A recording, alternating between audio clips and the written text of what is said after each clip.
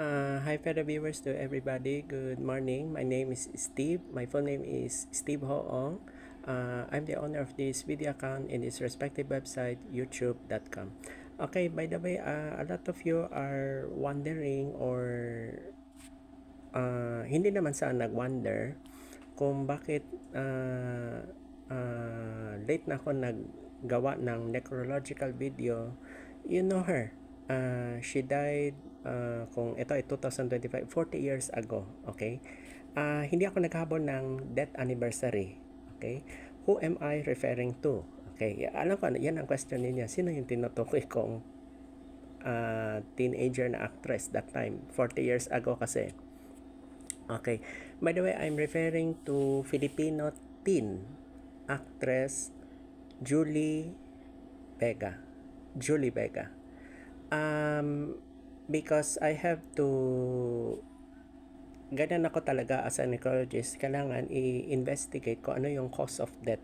Kaya it takes time talaga. Yan ang sinasabi ko sa inyo, my fellow viewers. I cannot make a necrological videos kung hindi complete details. Ganyan ako ka-strict. Okay? At syempre, kung ano ang cause of death, yan ang pinaka-importante, cause of death. Hindi na mo naman pwede sabihin na, oh, namatay na. Ay, ano, cause of death?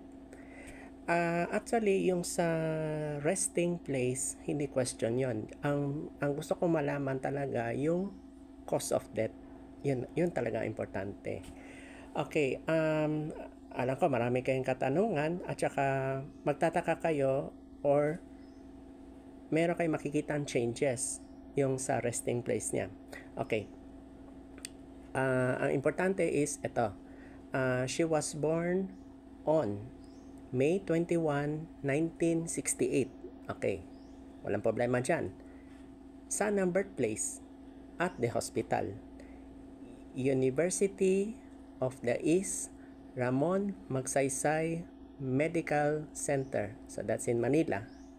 Okay. Date of death. Oh, yan. Yan ang hinahabol ninyo. Date of death. May 6, 1985. So, 2 weeks before her birthday. So, hindi siya nakabal ng birthday. So, she died at age 16. Okay? Kasi supposed to be college na siya eh. Kasi ang normal first year college students is 17. Ito siya, namatay siya sa hospital. So, ang cause of death, ito po. Ang cause of death ni Julie Vega is she had a cardiac arrest secondary to bronchopneumonia. Doon yung sa pag-breathing, sa paghinga, kuan siya yung sa related sa bronchitis sa kanyang katawan. Kasi supposed to be college na siya that time. So, ayun. Her resting place is in Loyola Memorial Park. Kasi doon in Marikina City. Ngayon, Marikina City na ngayon. Kasi dati Marikina, Metro Manila that time. Yung umupo na si Bayani Fernando, yung mayor that time, naging city. So, we did not expect na Marikina will become a city. So, yun. So, may makikita kayong changes.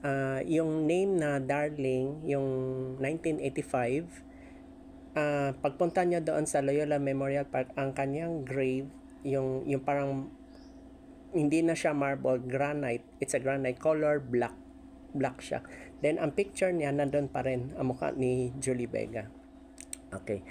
Ang papa niya si Dr. Julio Postigo. Okay. Ang kanyang complete and full name is Julia Apostol Postigo. Yun po ang her real name. Ang Julie Vega is her screen name. Kaya kung makikita mo sa kanyang grave, may pirmang Julie Vega. So, yun. Then, they are six siblings. Okay. Sa grave, pagpunta nyo doon, nandun yung nasa baba, yun yung kuya niya. May kuya pa siya na namatay 1983. Siya si Jeffrey Apostol Postigo. That is his elder brother. Then, meron dyan yung left side, puntod sa papa niya, katabi ni Julio yung lola ni Julie Vega, si Aurora, nandoon. So, 4 sila nandoon. Then, meron na dagdagan pa. Pagpunta nyo sa Loyola Memorial Park sa Marikina, kung anong sinabi ko dito sa video, yan ang lalabas. Pero, aside from that, the most important is si Julie Vega. Okay. May nagtanong sa akin, may nag-chat. Sir Steve, is it true na si Nora Honor at si Julie Vega ay pareho ng birth date? Kasi May 21 ang sabi ko, di ba? Kanina, kakasabi ko lang, May 21, 1968. Si Nora Honor ay May 21, 1953. So therefore, makinig so therefore, si Nora Honor at si Julie Vega ay parehong birthday. May 21. Ay, huwag na kayo magtaka. Of course, ang matter of years is 15 years difference. 15 years ang agwat nila. Itong dalawa. So, yun. By the way, meron silang movie. Ang title is Ang Nanay Kong Atsay. Yun. Yun ang movie nila that time. Yung buhay pa si Julie Vega. So, yun ang kaugnayan nila. Meron silang movie relation. So, yun. Pero ang sa akin lang is meron akong i-mention na isang movie. Then, itong mga artist na babanggitin ko, itong i-enumerate ko, napaka-importante. They are very important actors and actresses. I have to mention this. Siya yung sa nakita niyo 1980, Kapit Gatas, yung sila ni Chiquito. 1980. You can ask it's either your parents or grandparents. Alam nila yan. 1980. Kapit Gatas. Sila ni Chiquito.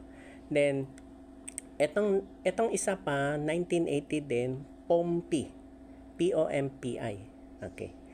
Ang nagtangkap sa kanya as an actress ay si, ang pinaka-importante dito, yung veteran actress si Boots Anson Roa. Siya po. Tapos, marami pa ako i-mention. Ang pinaka-importante itong isang movie, yung Ang Mata ni Angelita. Yan, I have to mention all their names. Yun nakita ninyo sa video or sa, ewan ko kung anong channel, I think Cinemo or Cinema One, I don't know. Si Gloria Sevilla is, ang role niya doon, siya ang nagpalaki sa bata. Gloria Sevilla. Si Julie Vega that time, bulag that time. Tapos it so happened, there was a miracle happen, nakakakita na siya. Kaya nakasalubong niya si Herman Moreno or known as Kuya Germs, GMA Super Show. Yan yung sa GMA 7 that time. Then, magtanong kayo sa akin, makakilala ba sila ni Jackie Lo Blanco? Yes. When she was celebrating her 16th birthday, 1984, nandun si Jackie Lo Blanco. Kasi katabi sila ni Herman Moreno. Yes, totoo yung narinig ninyo. Kaya, chinek ko talaga mabuti. Nandun si Jackie Lo Blanco when Julie Vega was alive. Okay. Herman Moreno, close talaga sila. Kasi welcome siya sa GMA 7 that time, si Julie Vega. Then, ano pa itong sasabihin ko? Etong si Dolphy, nandun si Dolphy that time, yung sa Ang Mata ni Angelita. Ang role ni Dolphy that time, umiiyak si Dolphy sa labas ng gate. So, ang totoo niyang mama ay hindi si Gloria Sevilla, si Helen Gamboa. Yan. Tapos, ang lolo niya, yung puting bigote, ang totoo niya pangalan is Antonio Carrion or known as Tony Carrion. Sikat siya 1970s o 80s. Tony Carrion. Yan ang lolo niya. Tapos hindi niya alam na ang papa niya pala ay si Fernando Poe Jr. Yung biglang sisipot sa bahay. Then yung pala, papa niya pala si FPJ. Yung sa Ang Mata ni Angelita. Hinanap ni Helen Gamboa ang kanyang anak. Then It so happen na pareho sila ng concept. Then yun na pala ang mama niya. So yun po ang story. Nandun din si Herman Moreno. Yung tiyatawag na Kuya Germs. Yan. Siya yan. Then, baka magtanong kayo, bakit nandun si Bert Marcelo? Okay, si Bert Marcelo, yung nagmamaneho ng kalesa, siya yung nakaupo sa horse, Bert Marcelo. Kaya, kasi itong movie na ito, maraming actors and actresses involved. So, hindi to ordinary movie lang. Imagine, ito mga na-enumerate ko, mga nabanggit ko. Ngayon, si Helen Gamboa wala lang natitira. Buhay. Diyan sa movie na yan. Kasi si Herman Moreno na-atake 2016. Loyola Memorial Park din, nilibing. So, yan. Punta kayo sa Loyola Memorial Park, Marikina City. Nandun ang sagot. Of course, iba't ibang year namatay. Diba? Okay. Then, what else? By the way, Chiquito died 1997. So, yun. Yun talaga ang koan. What else do I say pa?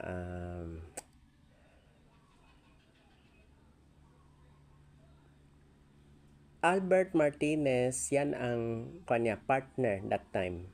Yan ang partner that time. I have to mention that.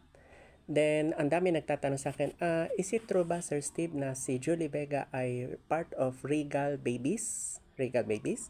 Okay, the answer is yes. Julie Vega is part of Regal Babies.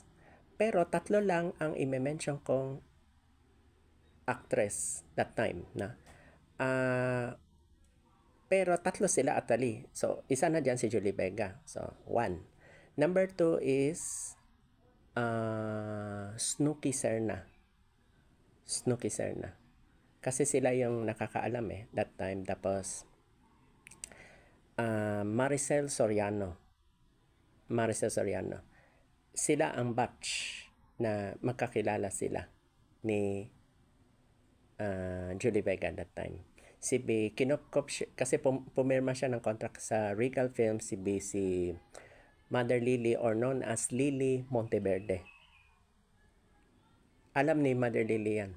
Kilala niya yan. Yan ang batch nila sa Regal Babies.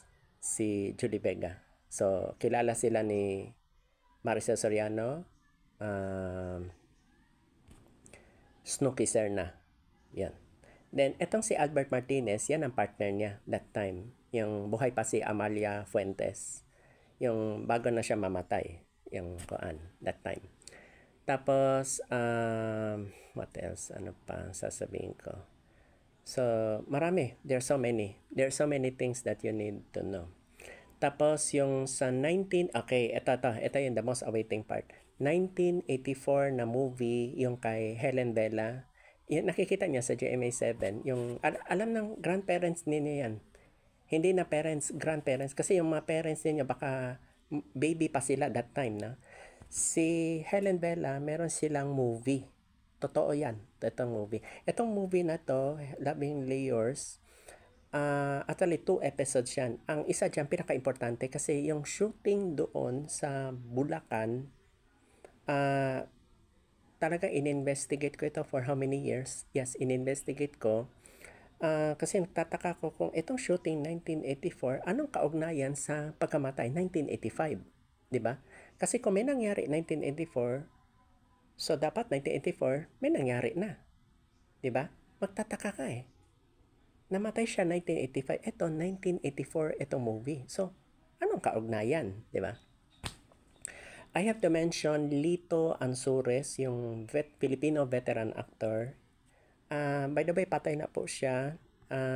Bigla ang pagkamatay niya. Sa Bulacan siya nilibing. Duda ko, inalok yata sila ng director na doon ang shooting sa Bulacan, sa kanyang home province. Then si Anita Linda, yung parang lola. Tapos etong si Connie Reyes, kasama niya. Tapos, yung si Julie Vega, ang role niya doon, siya ang parang exorcist. Kumbaga parang iba na ang kilos, unusual. So yun talaga ang dahilan kaya I have to mention this. Then si Helen Bella nagsasalita siya. Actually, kung siya 2 episodes yun on that movie. Kasi yung isa pang episode, ibang artista na naman. Yung sila ni Johnny Wilson, yun, iba na naman yun. So, yun. Meron pa ako hindi na-mention pa. Itong si Janice de Belen, okay. In real life, si Julie Vega at Janice de Belen ay best friends. In real life. Yes, totoo po yan. Yan ang maraming hindi alam. Okay? Yan ang maraming hindi alam. Kasi, ang pinapalabas nila kasi, kung sila rival. In real life, no, they are best friends. Yan po ang the truth. Okay? Okay, during her death, by the way, namatay siya 5 p.m. 5 p.m. ng hapon. Yung rumors na sinabi namatay daw na madaling araw or umaga, no. She died at afternoon 5 p.m. Philippine Standard Time, of course. So, yun. Then, meron kayo mapapansin sa Loyola Memorial Park. Pagpunta nyo, may mapapansin kayo yung date of death. Diba, Julie Vega, kakasabi ko lang, namatay May 6, 1985. 6 years later, namatay ang papa niya, si Dr. Julio Postigo. May 6, 1991. You try to observe, May 6, 1985, itong isa, May 6, 1991. 6 years difference, same month, same day. Isn't it strange? Punta kayo, tignan niyo yung date. Hindi ako nag-i-storytelling, totoo sinasabi ko. So, may makikita na kayong similarities. Di ba? So, yun. Tapos, ang kanyang mama, yung naka-eyeglass, unfortunately, she passed away last October 2023. Then, ako nga, na-shock na bigla na-cremate. Supposed to be birthday niya na presentation. Ang nag-interview sa kanya yung YouTube vlogger, itong si Denison C. Supposed to be, ang plano ko kay Denison C, i-invite ko pa siya sa YouTube. Then, nung malaman ko na namatay na ang mama niya, tapos na-cremate, kasi ang mama ni Julie Vega is from Iligan. Ang papa ni Julie Vega ay Zamboanga. So, itong dalawa niyang parents ay puro Mindanao. So, yun. And meron pa ako isa pang hindi na-mention. Ang kanyang kuyang si James, pinaka-eldest sa 6 magkakapatid, ay namatay na po sa cardiac arrest na atake. Si Julie Vega died cardiac arrest ang cause of death. So, meron silang lahing cardiac arrest. Walang cancer sa magkakapatid. Kasi kung cancer sila, hindi hereditary. Ito, iba. Similar lahat sila. Then, meron pa kayong hindi alam. You try to observe, by the way, ang latest is, ang surviving na lang as of 2025 is may 2 pa siyang kapatid na lalaki. If you can recall, no, si Julius Babaw, kaka-interview lang niya si Joseph. She has a brother, Joseph Postigo. Ang dati nilang bahay ay na-relocate na. Wala na sa Brittany, it's in Cubao, Quezon City. Yun ang bahay niya. Yan yung napundar ni Julie Vega that time. When she was an actress that time. Child actress that time. May naipon siya. She know how to save money. Then, meron pa siyang nakanta, hindi ko makakalimutan, Somewhere in the Past. I saw it my 2 eyes. She sung, Even if I'm just on this month, pero when I grow up, then I found out she's the one. Somewhere in the Past. The title of the music. Then, siya yung gumanap sa Annalisa, Flor de Luna. Siya din. Yan po. I have to say this all because this is our very significant.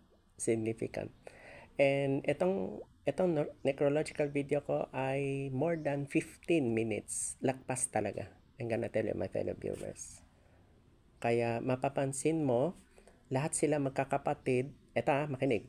Lahat sila magkakapatid. Napansin niyo? 'Di ba ang kuya, 'di ba yung kakasabi ko lang namatay ang kuya niya si Jeffrey ay letter J. Julie Vega is letter J. Julia or Julie, letter J. Ang kanyang papa, Julio, letter J. So, if you analyze all of these 6 siblings, kasama na si Julie, ay puro letter J ang mga pangalan. You try to observe. Walang different letters, di ba? So, uniform. Uniform sila. Oh.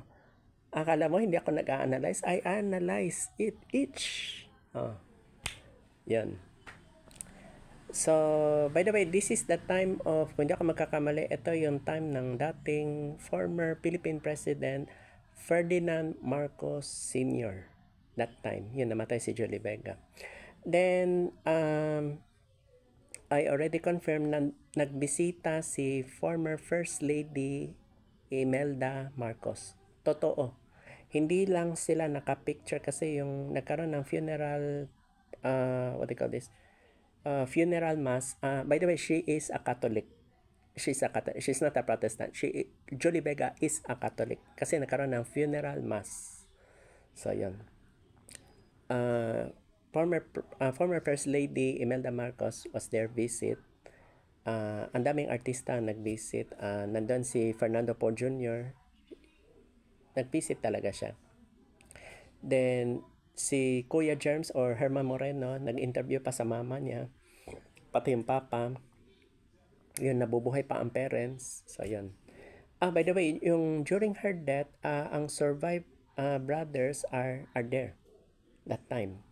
So, kung sila kompleto, except lang si Jeffrey. Kasi si Jeffrey namatay 1983. The cause of death na investigate ko na, nagkaroon ng mistaken identity. Yung sinaksak ang kuya niya na hindi sakit. Ito kasi unexpected yung 1983 incident. Tapos namatay pa ang lola niya, namatay din 1983, the same year. So, yun. Okay, so nasabi ko my fellow viewers, itong pinaka-important part na Filipino teen actress Julie Vega. I have to say this because supposed to be, plano ko sana May 6, 2025, 40th death anniversary. Alam kong lagpas na ako sa May 6. Then I decided this year lang sa November. Kasi by 2026, kung if ever May 6, 2026, so 41st death anniversary. So I decided this year na lang, 2025. So that's it. Oh, by the way, to all subscribers, I would like to inform, don't forget to subscribe and click the notification bell for my next necrological videos. By the way, my name is already published in Google Chrome, Yahoo, other search engines, my full name, World's Famous Necrologist. By the way, nagsimula ang aking career is in yung meron ako na-publish na isang Russian opposition leader, etong si Alexei Navalny, yung kontra kay Putin, yung Vladimir Putin, yung ewan ko bakit niya kontra niya si Vladimir Putin kasi may na-discover siyang may nagaganap na corruption. So, ayun, na-publish ko rin. Then, it so happened, sabi ko, Sir, ma'am, you must be mistaken kasi sabi ko, kasi first time ko pa makagawa necrological video. Yung pala, ito nangyari. Yung necrological video ko, shinare pala sa other social media. Kaya ako naging sikat. Doon nagsimula. Yan po ang the whole story. So, ang ginawa ko after kay Alexei Navalny, isang video lang isang necrological video, yun. Tuloy-tuloy na kuan. Kasi kahit mahina ang views ko sa YouTube, itong YouTube na to, kasi pag you share it in Facebook or TikTok or Instagram, these are social media sites. So if you share that, dadami ang views. Doon ako sumikat. Tapos etong lately, ako yung nag-publish yung sa Dao Mingsu, yung Meteor Garden. Taiwanese yan Taiwanese actress hindi yan Filipino Then, na-publish ko na yung kay Nora Honor. Kasi ito, ang kagandahan nito, si Nora Honor at saka Jolie Vega, pare sila May 21. Of course, ang year of death nila magkaiba. Pero ang birth date, tingnan nyo, May 21. Pagtapos ito, may mababasa kayong description. May 21. Of course, Julie Vega, 1968. Siya, May 21, 1953. Iriga City, Camarines Sur. She's a Bicolana, Nora Honor. So, yun. So, that's it. Yun lang. Tapos, ako yung nag-publish yung kamamatay lang nung 2025 din. Filipino actor Patrick De La Rosa. Yung may cancer. Yung age 64. Hindi ko in-expect na dadami ang views. He's from Mindoro pero hindi ko in-expect na ganong kalakas ang impact sa social media. Yan, sabi ko sa iyo, my fellow viewers, itong necrological video is a very significant talaga. May isa pa akong sasabihin, last na to. So for those who are continuing financial support with me, kasi ang goal ko talaga sa necrological video, magkaroon ng website. Actually, wala pang website. Kasi kung may website na itong ginagawa ko, kasi itong website na ito, ang kagandahan, all over the world. So, yung mga namamatay na Filipino, meron din mga foreigner sila. So, ang family name starts from letter A to letter Z, 7 continents, masa-search nila lahat. Para tama hinala ninyo, para siyang encyclopedia, pero ito siya more on obituaries. Yung mga patay na, masa-search nila. Iyon ang purpose ko, hindi for koan. Kasi the reason why I'm asking financial support, kasi ang paggawa ng website sa obituary based in the Philippines, ito ang advantage. Tama, lifetime investment, syempre monthly maintenance sa kuryente, database materials, kasi ang database material kasi kung all over the world, you need another space or a room na filing. So yan. Thank you so much.